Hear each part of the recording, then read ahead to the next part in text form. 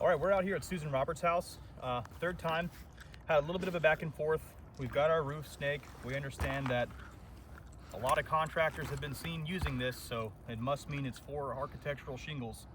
The packaging on these quite literally says 3-tab application only.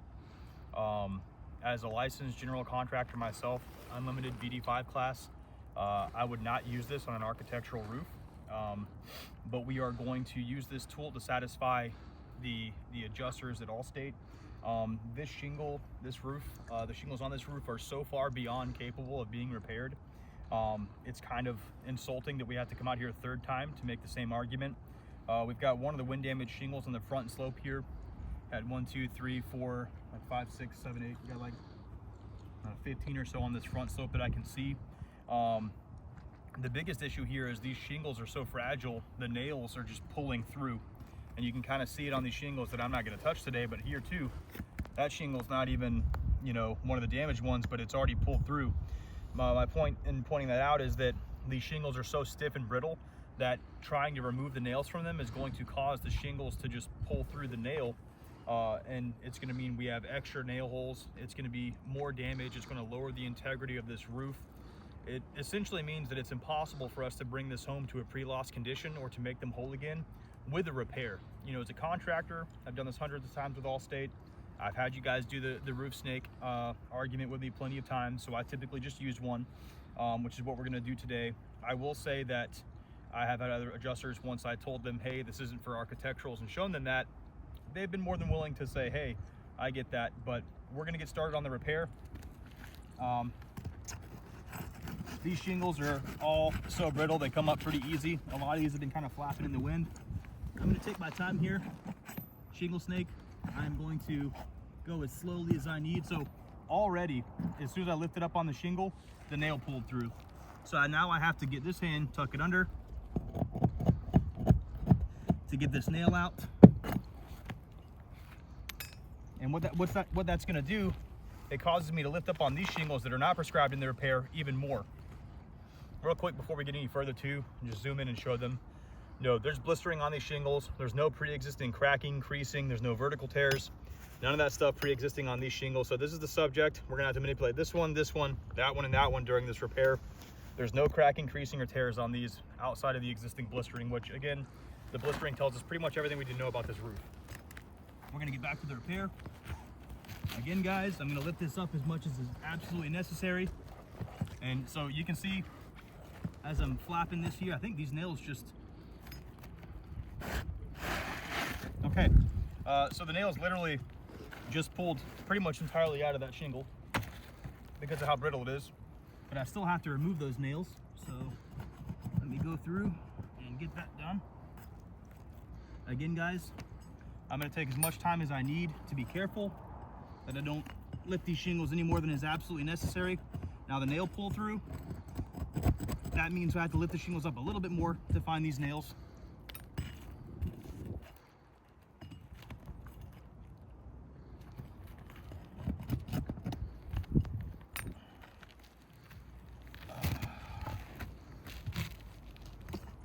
Got the first row out. This one's much stiffer. Means these nails are probably still holding, but that means it's going to be more subjective to cracking, creasing, and tearing while we go. So I'm going to lift this up as much as I have to get these nail heads out. Again, I wish I had the camera down here. As soon as I lift it up on the shingle, this one's not prescribed in the repair. They're so stiff, and you can see that. When I lift up on this shingle, the whole thing shifts, and these nails are just pulling right through the shingle. I mean, I think that's about to fall out, actually.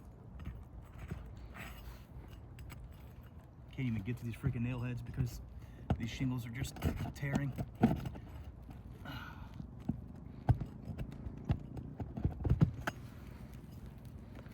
Now, because these shingles just pulled the nail heads right out, I can't even find these nail heads because they tore right through the shingle. So again, it's causing me to have to pull these shingles up more than I normally would have to. I kind of got to go in blind. Now, normally I would be lifting these shingles up all the way to find the nails. And you can see, look, this is already trying to slide all the way out because these shingles are so brittle, the nails are just ripping right through them. Any amount of pressure on these shingles is causing the nails up here to come completely loose. I haven't even begun trying to manipulate these shingles and I'm already having issues with these nail heads. That's only gonna get worse, guys. Shingle snake or no roofing snake. Again, dude, I wish I could show you this and I'll get pictures, but this nail, this shingle right here, see it flapping? The nail pulled right through it. Again, that just further proves that we can't do repair on this roof and make them whole. This repair is gonna severely compromise this roof, as have the last 2 attempts. All these shingles around this one that was prescribed in your estimate are now of way lower integrity. I mean, these will probably get ripped up. We're gonna cover this whole spot in a tarp now, which, yeah, is gonna be added to the invoice because this is our 3rd time now. 3rd time lowering the quality of this homeowner's roof. That's not what we're here to do. We're here to bring their home back to pre-loss condition, and the only way to do that is to replace this roof. I mean, we've got all woven valleys, we've got all hips, everything is connected. I think it's pretty much a no-brainer, but shingle snake, right? Roof snake. All right, so I think I've got all the nails I'm gonna be able to find. See if we can't complete this repair, if you will.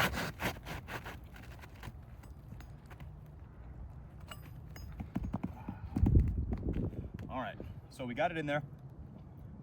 Now we've got to reapply the nails. Now, roof snake, this might be why you want us to use this. Makes it easier for the first few strikes of reapplying the nail. I'm going to show you why this was not meant for architectural shingles. This roof snake, this elbow right here, is going to destroy the shingle while I'm reapplying these nails. Probably done 50 videos like this. They all end the same. Again, lowering the integrity of the roof by trying this repair. I should have stretched before getting up here, guys.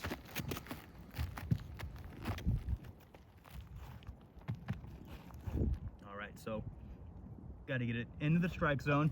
And what you'll see is this shingle's not laying down. That's because this neck, that elbow, is not long enough to accommodate the strike zone or the nailing zone for that shingle. So, reapplied that nail. What we have now, and we'll take pictures to show you, it has split the shingle right there on the bottom, and the head of this shingle snake, the roof snake, has completely gouged out the shingle beneath it. This is why I hate roof snakes, because it's sure easier to put the nails back, but it's destroying them while we do it. This is why a licensed contractor doesn't like to use these. So we'll be a little closer to you guys so you can kind of see it. Again, we got to get it in the nail zone right there. Completely chewed up that bottom part right there. Now I've got to finish reapplying the nail, and you can see it. It's completely chewed up right there on the bottom. These are so brittle that they can't endure the impact from reapplying nails. This is the exact reason why Michael Coles said that we shouldn't use one of these.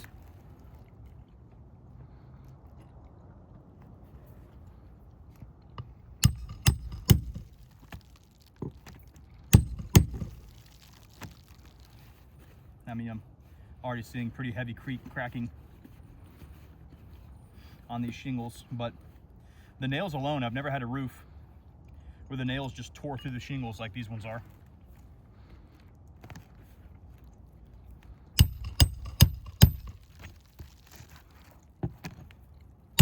Now guys, we've gone slow, we've been careful. We've reapplied that first row of nails. We've got cracking all the way across this first one. You've got cracking well, this one's kind of angled all the way across this one. And I'm already starting to see cracking on this top one.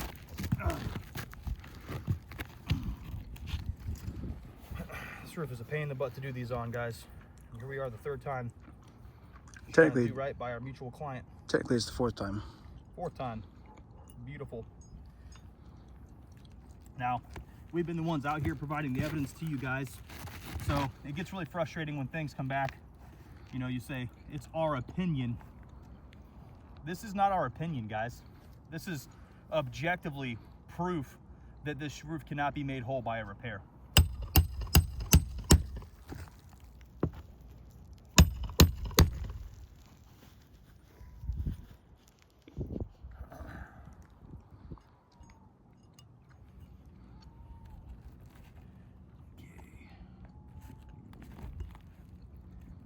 the strike zone. And again, guys, the shingle snake is just chewing up the bottoms of these, and then where the nails are going in, this curved head of the roof snake is just creating just a crater where we're nailing it in.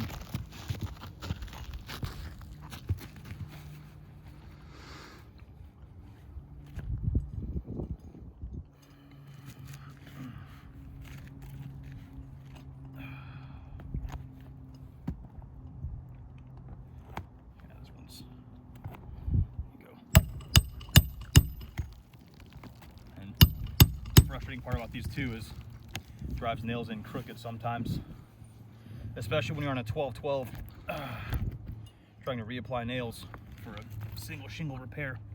Just gets pretty frustrating.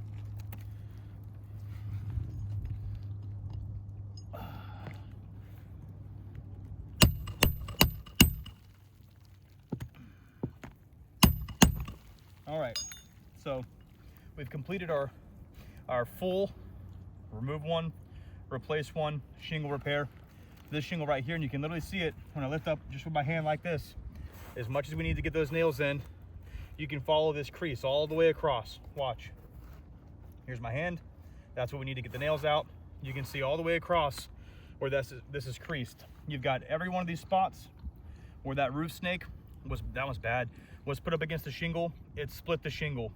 The nail pull through on all the ones that were not prescribed in the repair, like this one up here, just by lifting up on these, all those nails now popped out. Same thing with the shingle above it. And you can see the nail head right there. You can't manipulate these shingles without the nails from the surrounding shingles coming out. You have matting transfer, which I got pictures of right here for you. That's a bad one, actually. You got chunks of matting coming out.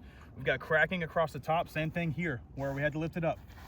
Literally where my hand is, just lifting it up, cracked all the way across the middle.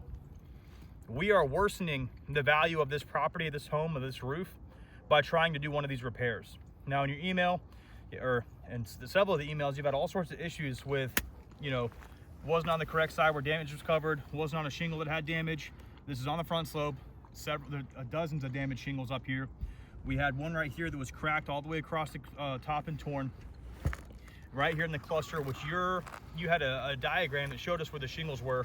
Right here, that matches front slope, damaged shingle, used a roof snake, took our time, described what we were doing, have video proof that we cannot perform a repair on this roof without worsening the integrity of it. So before you make your decisions, if you have questions, if you disagree still, we'd love to have that phone call with you, walk you through a professional's perspective here, because that's what we are. We're the contractors, we're the professionals on these roofs.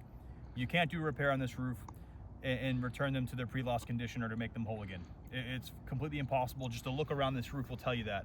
I mean, you've got shingles that weren't even on the estimate that are slipping on the back. These shingles are past their functional life. We can't do a repair on them.